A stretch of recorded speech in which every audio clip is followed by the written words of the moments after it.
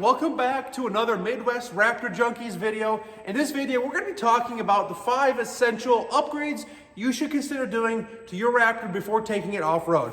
The first thing you'll definitely want to do is your suspension. You don't necessarily have to go all out and do something crazy with long travel this and devers that, but getting your factory shocks rebuilt might not be a bad idea if your truck has 60, 70,000 miles and they've never been rebuilt. Our Fox shocks are designed to handle about 60,000 miles before needing a rebuild. So if you're past that amount, it's definitely something to consider.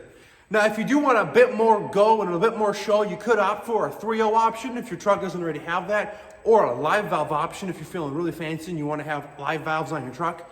Live valve shocks are really cool because they can adapt and adjust to your terrain based on the environment your truck is in, how fast you're going, if you're turning, if you're going straight, how hard the bumps are, how soft the terrain is. There's a whole lot of things that play into live valves, and they have a computer on board of the truck that actually allows the shocks to adjust and tune themselves in real time. The next thing you might want to consider getting is a good set of tires. If you already have a good set of tires, good on you. That is exactly what you want. However, if you have less than 4/32 tread life on your tires to get new ones, it's not going to be very fun if you're off-roading with all your buddies, but you get stuck every 200 feet. So new tires are a must. Personally, I like Cooper STT Pros, but Mickey Thompson Baja Boss ATs are a super popular choice, and there's a reason for that. Those tires are awesome. They handle really well. There's other people running BF Goodrich KO2s, KO3s, but just something to consider is a good set of fresh tires, or at least a good set of tires that aren't super worn. All right, the next thing you'll want to consider getting is a good chase light. Now, chase lights are amber lights usually facing the rear of a vehicle so that somebody behind you who is chasing you can see how far you are from them. Now, a chase light could come in a lot of different varieties. You could get a chase bar, you could get chase pods, you could get a third brake light with amber lights in it.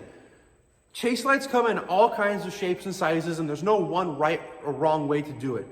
All right, the next thing to consider getting for your truck before you go off-road is a good set of recovery gear. A lot of people like to have a few different types of shackles. Shackles are intermediary devices, so they go between the vehicle's tow points and the actual tow strap that you're pulling with, and they connect and bridge that gap. Because not all vehicles have a super easy tow point that just allows to hook up right to a rope or kinetic rope or strap of some kind. So shackles, they come in both hard and soft variants. Hard shackles are going to be your metal shackles you might have seen already. Soft shackles are basically loops of very strong nylon rope. And those come in all kinds of sizes and diameters as well. Something rated for 10,000 pounds is what I like to get, because this truck is about 6,500 pounds and the newer Raptors are lighter. So 10,000 pounds just seems pretty good. Of course, if you wanted to go higher, there's no reason not to.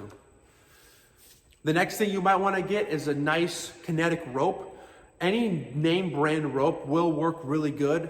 A lot of people are really fond of the Rhino ropes. Now, another thing people like to get for recovery are something called traction boards. Now, traction boards are really useful because they're long plastic boards that if you ever get stuck, you can put on the ground and wedge under your drive tire.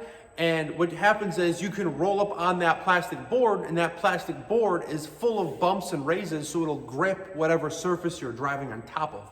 Traction boards have been useful in sand and dirt and all kinds of scenarios. Definitely something good to consider looking into. Now, last but certainly not least is a good radio. When you're off with your buddies, you want to be able to talk to them and communicate. If somebody has a breakdown or somebody needs assistance or whatever the case may be, you need to have communication with those you're going with. So a good 50-watt radio is awesome. Now, luckily, Midwest Raptor Junkies has an awesome radio guy by the name of Keith Mandowski, who owns LVJ Motorsports. Now, he's also going to be at our Shakedown event, so if you need a radio, get a chance, go and talk to him. He can hook you up. He does phenomenal work, and he's done installs and work on a lot of our Raptor Junkies trucks out there. So, if you ever need anybody, check out Keith Mandowski at LVJ Motorsports. His website is linked on our Midwest Raptor Junkies website. So, if you ever need somebody, check him out. A good 50-watt radio system is going to allow you to talk with people not only near to you, but should be able to transmit very far away, sometimes even miles away. So if you're ever lost in the woods, if you got stuck, you can definitely rely on those systems to be able to call to your fellow drivers and say, hey, I need some assistance, I'm stuck, I broke, whatever the situation may be. You're definitely gonna hope you have that when the time arises that you need it. Now, if a big old 50-watt radio isn't something you can see putting in your truck at this exact moment, don't worry, there's other options. You could also get a small handheld radio. There are companies that make those. Keith, I believe, sells those too. So you could go ask him, and I'm sure he could hook you up with a couple. So that'll conclude our 5th item of 5 recommended off-road upgrades for your Ford Raptor. So I hope this video has been helpful and maybe helped you decide a couple things you might want to get for your truck down the road. So thank you for watching and happy off-roading.